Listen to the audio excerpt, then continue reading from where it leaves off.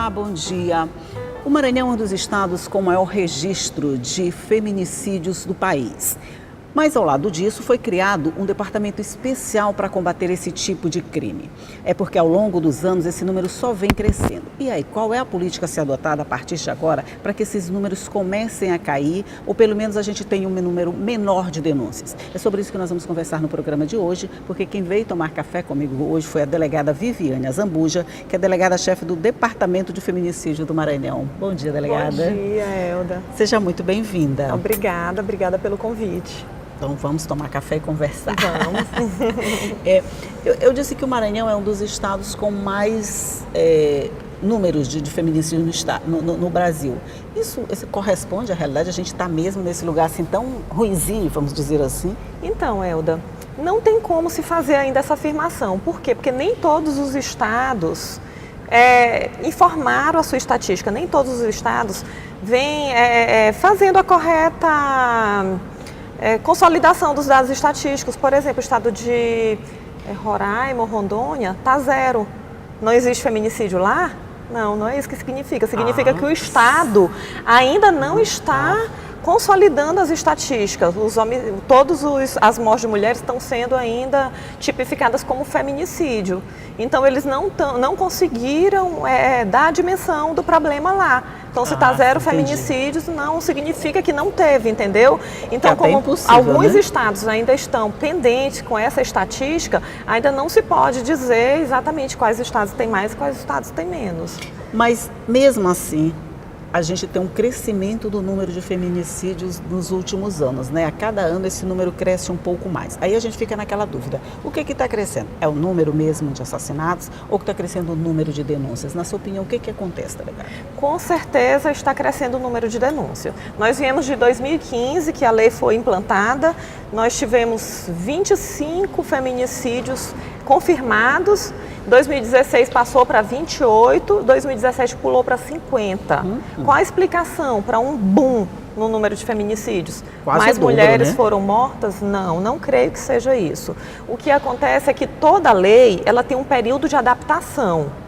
Então, alguns delegados precisaram de um tempo, principalmente no interior do estado, que não tem delegacia específica, né, para cuidar do feminicídio. Então, se precisou desse tempo, não só no Maranhão, como em todos os estados do Brasil, para se adequar à lei, para se fazer a correta tipificação. Então, se em 2015 e 2016 tem tão poucos números registrados, não creio que tenha sido tão poucas mortes decorrentes do feminicídio, mas apenas ainda não se estava tipificando da forma correta como se está hoje. Por exemplo, a morte de uma mulher por feminicídio em tempos atrás podia ser vamos dizer, catalogada como qualquer outro tipo de como assassinato. Como um homicídio, né? Isso. Ficava misturado aos outros homicídios e não se tinha a real dimensão da motivação, né? A partir de dados assim, mais concretos, quando se estabelece essa tipificação, o feminicídio de uma forma pré-determinada, você acredita que as políticas podem ficarem melhores no combate a esse tipo de crime? Com certeza. Ainda digo mais, o principal objetivo da lei foi esse, não foi só punir com maior rigor. Tudo bem, a punição é com maior rigor porque passou a ser homicídio qualificado, né? O inciso 6º do parágrafo 2º do artigo 121 é homicídio qualificado, então realmente tem uma pena mais gravosa, enquanto o homicídio simples vai de 6 a 20 anos, o homicídio qualificado vai de 12 a 30. Então tem essa consequência, mas o principal objetivo da lei foi justamente dar visibilidade, para que se tenha noção do número exato de vítimas que estão morrendo por conta desse crime e a partir de então se direcionar políticas públicas corretas, né? Com a criação de um departamento especializado, quer dizer, Departamento de Feminicídio do Maranhão, a partir de agora a gente tem o quê? A gente tem ações mais concretas, a gente tem ações mais direcionadas. O que aconteceu do final do ano passado para cá? Porque, se eu não me engano, a partir do segundo semestre, foi criado o departamento. Isso. Então, a partir de agora temos o que de diferente com relação ao que a gente tinha antes? Então, nós temos um departamento onde se é investigado de forma especializada. As mortes violentas de mulheres estão sendo investigadas já com o olhar de gênero, desde o primeiro momento. E isso torna uma investigação mais especializada para que a gente realmente tenha aquele processo de descobrir realmente se é feminicídio ou não. Isso precisa dessa investigação especializada e também a gente faz o acompanhamento em todo o estado do Maranhão. Nós ficamos responsáveis, o departamento fica responsável por investigar as mortes violentas de mulheres ocorridas na região metropolitana de São Luís e, além disso, fazemos o acompanhamento dos casos ocorridos no interior do estado. Entendi. Uma mulher foi assassinada, assim que a gente toma conhecimento, imediatamente a gente procura conversar com o presidente da investigação para verificar que procedimento que está sendo tomado, qual é a linha investigatória e tentar ajudar de alguma forma nessa investigação, ainda não estando à frente, né? Certo. Todo assassinato de mulher é um feminicídio? Não. Todo assassinato de mulher é um femicídio. Mas para ser feminicídio, depende da motivação. Primeiramente, os casos mais comuns têm como motivação a violência doméstica. Eles são oriundos da violência doméstica. E a maioria das vezes são homens que não aceitam o término de relacionamento, seja ex-marido, ex-companheiro, ex-namorado. Então, nós temos a maioria dos casos dessa forma, né? Com essa motivação. Mas também existem casos em que a vítima nunca teve relação íntima de afeto com o autor, muitas vezes nem viu, nem conhecia e pode ser considerado feminicídio. Quando? Quando é decorrente de uma violência de gênero, por exemplo, um assassinato precedido de estupro. Sim. Eu acho que não existe violência maior com relação, não existe demonstração de desprezo, não é? De preconceito mesmo maior do que um estupro. Principalmente então, seguido de morte. Principalmente seguido de morte. Mostra todo aquele ódio que aquele homem tem ao sexo feminino, né? Então esse é um típico caso de que a mulher morreu e muitas vezes nem conhecia o autor, mas pode ser considerado feminicídio. Quer dizer, mesmo eles não tendo nenhuma relação mesmo afetiva, nenhuma relação nenhum tipo de relação, exatamente, isso é considerado um feminicídio porque foi uma violência de gênero, foi decorrente de uma violência de gênero. Outro caso, por exemplo, que pode ser considerado sendo decorrente de uma violência de gênero, um homem trabalha na mesma empresa que uma mulher, ambos estavam concorrendo a uma promoção, a mulher foi promovida e ele não. E ele acha que aquela mulher não teria condições de ser promovida em detrimento dele, porque ela é uma mulher. E se ela é mulher, ela não é capaz. E ele, com ódio dessa situação, vai e mata. É considerado um feminicídio, porque a motivação foi a discriminação, de gênero, o menosprezo à condição do sexo feminino. Ok, entendi. Mas a gente vai continuar falando sobre isso, porque vou fazer um rápido intervalo agora. Daqui a pouco a gente volta para continuar falando. Só um minutinho.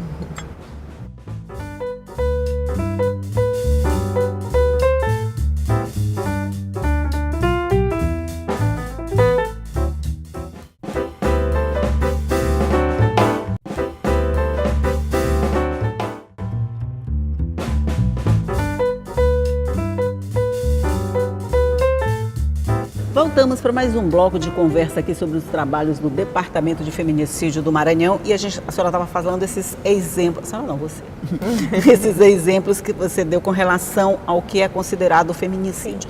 No caso de uma mulher tentar assassinar uma outra mulher ou matar outra mulher por conta assim, da disputa de um cargo, nesse caso é feminicídio? Olha, boa pergunta. Disputa de um cargo. Não, eu não creio que seja feminicídio, porque elas estão no mesmo patamar. Exatamente. Então, se uma mulher tentou assassinar porque foi, digamos assim, uma outra mulher foi promovida em detrimento seu, a gente já teve casos não é assim, por né? conta da questão de gênero, né? Mas sim por uma disputa ali naquele ambiente profissional. No entanto, se for no contexto de uma violência doméstica, e uma mulher matar a outra, ela não aceitar um fim de um relacionamento, ela acha que aquela mulher é patrimônio seu, que é o que a maioria dos homens que cometem o feminicídio acham. Então, nesse caso também, se uma mulher achar que é dona daquela mulher, que aquela mulher é um objeto, é um patrimônio, ela não aceita uma separação, e no contexto dessa violência doméstica ela cometeu o assassinato, pode ser considerado feminicídio. Quer dizer, porque elas têm uma relação de afetividade. Isso, ela tem uma né? relação de afetividade. Isso. A vítima sempre tem que ser mulher, mas o autor não. Pode ser mulher ou homem, pode ser pai que não aceita que a filha saia a de intenção, casa. vamos dizer assim. Justamente. Nesses casos, uma tentativa de feminicídio, como é que é tratada por vocês? Da mesma forma, a gente sempre verifica a motivação. Tá? Se a gente recebe, por exemplo, o caso que teve da Girlene, que ela levou várias facadas do ex-marido, né? Na verdade, a gente recebeu o laudo cadavérico, apontaram 9 facadas. Né? Ainda Menos assim, mal, né? Ainda assim é uma quantidade muito grande, né? Foram em órgãos, principalmente as do seio, né? Que é aquele órgão que mais demonstra sexualidade, é onde mais eles atacam, são partes do corpo que tem maior feminilidade, né? Os símbolos de maior feminilidade, como o seio. Nessa aí a intenção já está bem explícita, né? Ficou bem claro que a intenção era de matar. É diferente de outros casos que, por exemplo, a mulher ficou muito lesionada, às vezes com um olho muito roxo e um rosto deformado, mas a intenção não era matar, e sim torturar. Então, nesse caso, é considerado lesão corporal. No decorrer da investigação, se vai verificar se foi uma lesão grave ou não, dependendo do resultado. Nesse caso, não é feminicídio. Não. Todo crime, para ele ser considerado esse crime, tem que ver se o autor realmente tinha a intenção de fazê-lo. Entendeu? Porque se aquele autor tinha a intenção de matar aquela vítima, como foi o caso da Girlene, nós podemos considerar a tentativa de feminicídio. Mas se a intenção dele era torturar, era se vingar mediante tortura, era realmente deixar ela muito lesionada, mas não era a intenção matar, aí é considerado lesão corporal e é investigado pela delegacia da mulher e não pelo departamento de feminicídio. É uma linha muito tênue, né, delegada? Realmente porque é uma coisa muito subjetiva, vamos dizer justamente, assim. É muito subjetiva, mas durante a investigação dá para perceber a intenção. Dá para saber a intenção, sim. Por exemplo, no caso da Girlene, vamos pegar, já que a gente falou no caso da Girlene, nesse caso, ele não pode alegar que ele tinha só a intenção de torturar, queria, por exemplo, cortar o seio dela, queria fazer ela ficar feia, para não chamar atenção? Não, ele não poderia. Ele quis atingi-la em órgãos vitais, entendeu? E ele mesmo confessou que tinha a intenção de matá-la.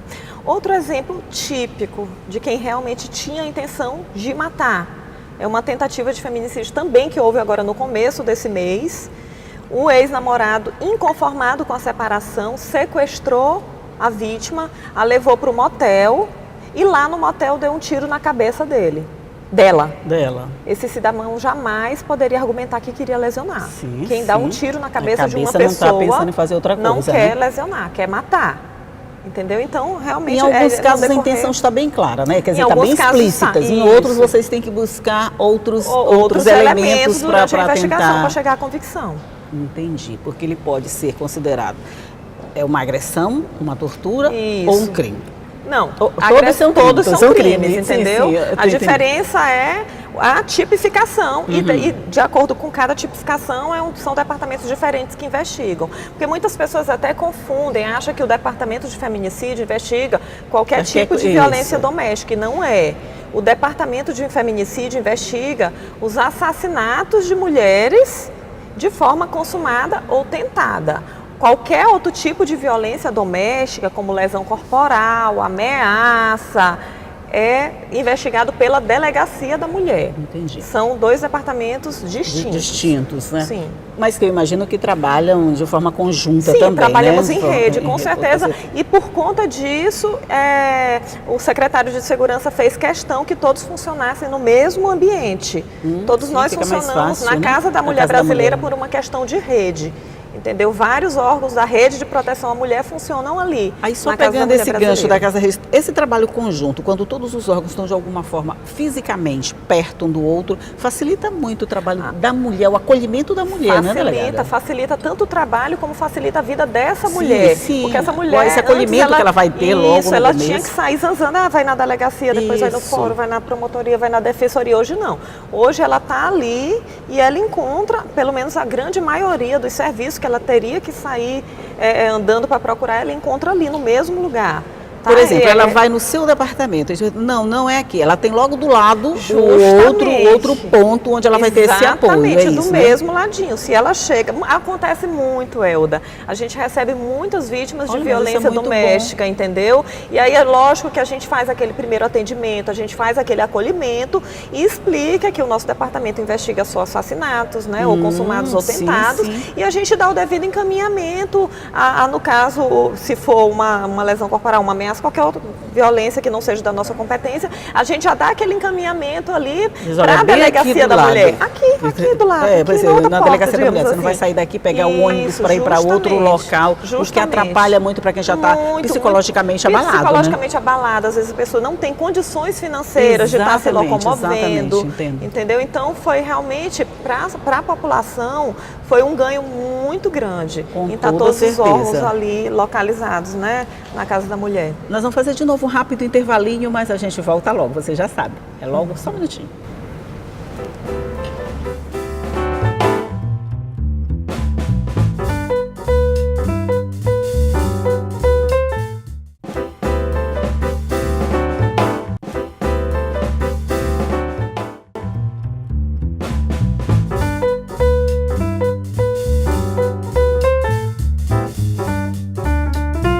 Chegamos aqui no nosso último bloco de conversa sobre os trabalhos que estão sendo desenvolvidos aqui pela delegada Viviane no Departamento de Feminicídios do Maranhão.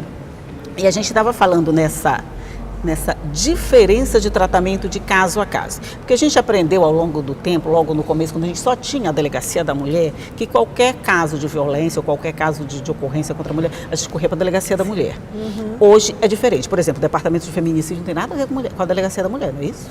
Não tem. O departamento de feminicídio, ele é vinculado à Superintendência de Homicídios e Proteção à Pessoa. Inclusive, essa superintendência até mudou de endereço, agora está funcionando na Beira-Mar, no antigo prédio da Delegacia da Mulher. Já a Delegacia da Mulher, que se mudou para a Casa da Mulher Brasileira, ela é subordinada à Superintendência de Polícia Civil da capital. São superintendências autônomas, ambas, lógico, vinculados à Delegacia Geral, mas somos de superintendências distintas. A Delegacia da Mulher é subordinada à SPCC e o Departamento de Feminicídio é vinculado à SHPP. Quer dizer, o seu caso são os crimes que acontecem. Você não vai fazer investigação de violência doméstica, dessa coisa, não tem nada a ver uma coisa com outra. Departamento de Feminicídio apenas assassinatos de mulheres tentados ou consumados. Qualquer outro tipo de violência doméstica que não seja, nesses casos, do assassinato ou da tentativa, são investigados na Delegacia da Mulher. E falando nos casos de assassinatos e tentativas de assassinato, a gente pode dizer que esse número cresceu mesmo. É aquele que a gente estava falando lá no começo. O número de registro cresceu bastante. A participação da população, dessa vontade de denunciar, dessa vontade de não mais aceitar isso, mudou esses números, né? Sim, com certeza. Até mesmo antes de existir a lei do feminicídio, até mesmo com a Lei Maria da Penha, aumentou muito o número de registros de violência doméstica, porque com essa lei as mulheres se sentiram mais seguras, mais protegidas, né? Porque hoje em dia um agressor de violência doméstica não paga mais uma cesta básica e fica livre. Pois não, é proibido isso, até pagar uma cesta básica e ficava utilizar a Lei 9.099, né, que é a Lei dos Juizados Especiais, ela não pode ser utilizada em casos de violência doméstica, mas sim a Lei Maria da Penha. Então, em decorrência disso, o homem que agride, ele realmente vai responder um inquérito policial, vai ser preso, né? Então, por conta disso, a mulher se sentiu mais segura a denunciar. E com a lei do feminicídio, a gente também, a gente junta, né, essas duas informações, a gente sempre procura demonstrar que essas duas leis estão aí para proteger a mulher e que ela não tem que se calar. Nem ela, nem familiares, nem vizinhos, todo mundo que souber que alguém está sofrendo uma violência precisa denunciar. E os resultados, delegado, conseguidos até agora em assassinatos, tentativa de assassinato, trabalho do departamento? A senhora diria que está dentro do aceitável? Era essa a proposta? Sim, porque a proposta que nós temos principal é consolidar os dados estatísticos, digamos assim, difundir a lei para que ela possa ser corretamente aplicada. E isso tem acontecido. Hoje em dia, todas as autoridades policiais do Estado já estão mais conscientes do que significa essa lei e das possibilidades em que ela pode ser aplicada, entendeu? Então, nosso principal objetivo era esse, nós temos conseguido, entendeu? Todo mundo já está mais consciente de que tem que utilizar a lei do feminicídio para casos de assassinatos ou tentativas, onde a motivação está dentro daquele parágrafo 2º, inciso 6 do artigo 121, ou da violência doméstica ou do menosprezo ou discriminação à condição de mulher. Então, esse aumento do número, lógico que assim, a gente se assusta em saber que o nosso Estado tem essa violência ainda, entendeu? Mas o número corresponde à expectativa no sentido de que está sendo investigado da forma correta. O fato de ter sempre, quase sempre, não sei se é sempre, uma mulher à frente de uma delegacia ou de um departamento desse. A senhora está à frente do departamento de feminicídio. A gente tem a delegada Kazumi, tem várias mulheres tomando conta de toda essa situação. Isso deixa a mulher mais confortável, traz resultados. Por que só tem mulher assim? Não, porque para uma mulher que está ali fragilizada como vítima, ela se sente muito mais à vontade para contar todas as nuances do fato para uma mulher. Uma mulher, né? Com certeza ela se sente mais à vontade, ela se sente mais acolhida. Mas existem homens que fazem esse papel muito bem, existe, não é que não existam. Isso é uma exceção que confirma a regra, claro. Né? Justamente, claro que a gente tem, graças a Deus. Que seja mesmo... No dia a dia, vocês sentem essa segurança que a mulher sente em chegar, encontrar uma mulher para receber o caso dela? Não estou falando que os homens não façam isso com competência, não é disso que a gente está falando. A gente está falando da participação da mulher nesse processo. Elas se sentem mais à vontade? Sente, com certeza, a gente sente isso. Não raras vezes a gente escuta, eu acredito que na Delegacia da Mulher elas devam escutar também, mas eu falo assim, do que eu tenho vivência, né? Não raras vezes a gente escuta: doutora, a senhora está sendo meu porto seguro. E isso não tem preço. Isso não tem preço. Isso não tem preço. Isso só nos motiva a continuar, tá vendo que a gente está no caminho certo, esse acolhimento, esse tratamento. É muito importante que a mulher, ao chegar para denunciar, ela não se sinta revitimizada. Porque agir diferente dessa forma é estar cometendo uma violência institucional. Isso. E a gente não pode permitir. É uma outra violência contra quem já veio violentado. Quem já veio violentada e fragilizada. Aí não importa então, se é homem ou mulher que está recebendo, aí não importa. Né? É verdade. Todo mundo que procura uma delegacia é porque realmente está com um problema que quer solucionar. Ninguém procura a delegacia para mandar flores para o delegado, só o Zé Cavaleiro, né? Então, se a gente chega a esse ponto de uma pessoa procurar, é porque realmente ela está precisando e ela tem que se sentir acolhida e ela tem que receber aquele tratamento humanizado e especializado. E a senhora diria que a gente está cumprindo essa proposta aqui no Estado, com toda essa rede? A gente está cumprindo essa proposta? Eu acredito que sim, Eda. Olha, então para mim só resta desejar sucesso. Obrigada. Que a gente tenha mais resultados positivos. Só uma curiosidade minha. Já chegou algum caso que depois você teve que encaminhar para uma outra especialidade que não era exatamente o feminicídio? Depois de analisar toda essa situação abstrata que a gente falou no começo? Já sim. Já chegou o caso da gente verificar que não foi tentativa, que foi só uma lesão corporal e a gente aí já passa para outra, tá certo. Mas olha, parabéns pelo trabalho que vocês desenvolvem. Eu acho que a gente está no caminho certo, tem mais, não importa se os números estão crescendo, importa é o combate que se dá a esses números. O resultado que se dá é que vai fazer com que eles diminuam com toda a certeza. Delegada Viviane Azambuja, muito bom dia para você e muito obrigada. Obrigada também. Agora nós vamos comer o nosso bolo. Eu tô liberada para comer meu bolo. Agora nós vamos comer o nosso bolo. Bom dia para você também. Porque a entrevista terminou, mas o café continua e a gente vai continuar aqui conversando. Mas tudo isso que a gente conversou fica à sua disposição no nosso site. Você já sabe, é só acessar e assistir a hora que você quiser, tanto essa como qualquer outra das entrevistas feitas aqui. Mas todo dia eu vou estar esperando você aqui às 8h30 da manhã, tá? Tchau.